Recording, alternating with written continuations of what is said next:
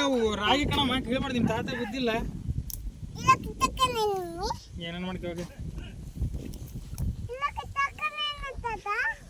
ಎಲ್ಲ ಕಿತ್ತಾಕ್ತಲ್ ಬಿಡಮ್ಮ ಬಿಟ್ರೆ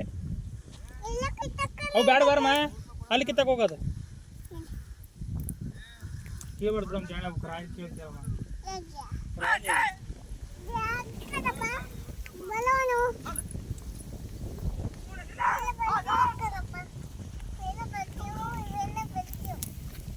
ಅಮ್ಮು ಬೀಳ್ತೀಯ ಕಣೆ